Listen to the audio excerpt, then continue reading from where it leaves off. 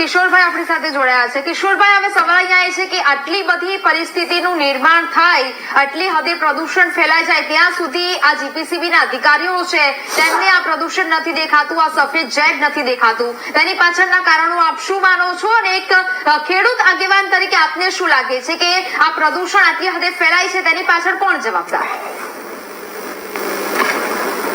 પ્રદૂષણ બોર્ડ જ જવાબદાર છે. શૈલેષભાઈ જે વાત કરે છે કે અમારો પ્રદૂષણ બોર્ડ ઉપર કંટ્રોલ છે, મેડમ ફરિયાદ સમિતિની અંદર આ પહેલી વાત પ્રશ્ન નથી આવ્યો. 2020 ની અંદર અમે આ પ્રશ્ન મૂક્યો હતો.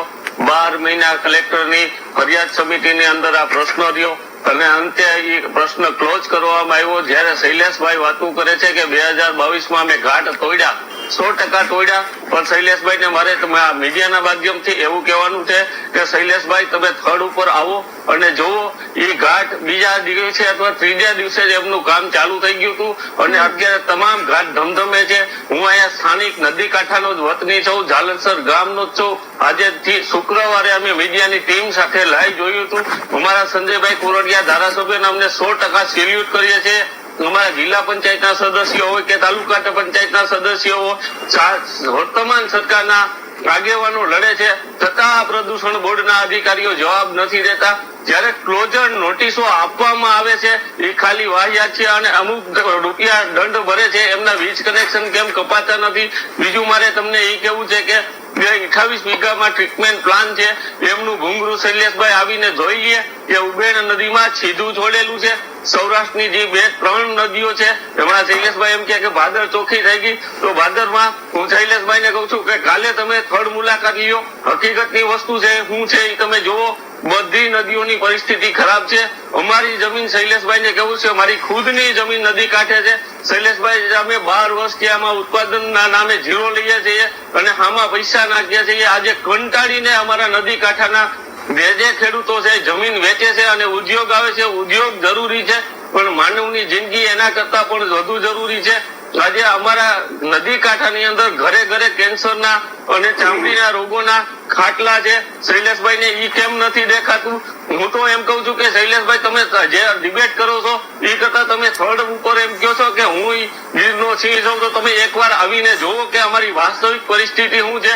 હવે અમને જે નર્મદાનું પાણી મળે છે એ ક્યારેક 10-10 દિવસે બંધ હોય છે અને અમારે જે નાહવા માટે આ કેમિકલ યુક્ત પાણી, પીવા માટે કેમિકલ યુક્ત પાણીનો સહારો લેવો પડે. આજે બધાની ઘરે ફિલ્ટર નથી હોતો એટલે માણસની જિંદગી પણ આ પાણીની લીધે ખરાબ થાય છે. જો ક્લોઝર નોટિસો આપે છે અને એ લોકો દંડ ભરે છે એનો મતલબ તો એ જ થયો ને કે આ લોકોએ વાસ્તવિક સ્વીકાર્યું છે કે અમે નથી. અને બીજા નંબરમાં જે ટાંકો બનાવ્યો છે ફિલ્ટર 28 વીઘામાં બાટગામમાં ટાંકો છે એને ખાલી ક્લોઝર નોટિસ આપે છે અને દંડ ભરી દે છે અને એના ભૂંગળા મારફતે અમારી ઉબેણ નદીમાં 100% પાણી છોડે છે. એ પણ અમે મીડિયાના માધ્યમથી દેખાડેલું છે, તો છતાં કોઈ એક્શન આવતું નથી. અમારા ધારાસભ્યશ્રીએ જયારે નિવેદન આપ્યું પછી ગયા શુક્રવારે તમે મીડિયાની ટીમ બોલાવી હતી. અમારા તાલુકા પંચાયતના સદસ્ય હતા, જિલ્લા પંચાયતના સદસ્ય હતા, એમને સાથે રાખીને સરબતી પાણી હાલ્યું જાય. શૈલેષભાઈ હવે અમારે જીવવા માટેની જિંદગી ટૂંકી થતી જાય છે. તમે જે વિકાસની વાતો કરો આ વિકાસ અમારે જોતો જ નથી. ઓકે, ચલો શૈલેષભાઈ પાસેથી આપણે જવાબ મેળવીએ તે પહેલા વિઠ્ઠલભાઈ, હવે સવાલ તો અહીંયા થઈ રહ્યો છે કે શૈલેષભાઈના કહેવા પ્રમાણે તેમનું એવું કહેવું છે કે જીપીસીબીના અધિકારીઓ છે તે કાર્યવાહી કરે છે, પરંતુ સ્થિતિ એ હદે સુધી આવી જાય છે કે ખેડૂતોને પોતાની જમીન વેચવાનો વારો આવ્યો છે. વિઠ્ઠલભાઈ, આમાં એવું છે કે જે સરકાર કાર્યવાહી કરે છે પણ ફોલોઅપ લેવો જોઈએ ને. આજે તમે જે નિયમ બનાવ્યા, જેની અમલવારી થાય, શું થાય એનો ફોલોઅપ લેનારા કોઈ નથી. આજે અધિકારીઓ શું કરે છે, કેમ કરે છે, કેવી રીતે વર્તન કરે છે, કેવી રીતે ભ્રષ્ટાચાર કરે છે, આના વિશે આના ઉપર કોઈની નજર પણ નથી. સરકાર ઘણું બધું કરે છે. સરકાર 800 કરોડનો પ્લાન્ટ ભૂંગળા નાખીને દરિયામાં પાણી પહોંચાડશે, બધું સાચું છે, પણ વચ્ચે ક્યાં ક્યાં લીકેજ રહેશે તમને ખબર નહીં હોય, મને ખબર નથી. તો આ રીતે ભ્રષ્ટાચાર તો હારે હારે હાલતો જ રહેવાનો છે. હારે જો સરકારની જવાબદારી બને છે કે જે તમે નોટિસો મોકલી એનો અમલવાર થયો, એનો ફોલોઅપ લેવાનો, શું કાર્યવાહી થાય, કેવી રીતે અમલવારી થાય, કોઈ જોનાર જ નથી.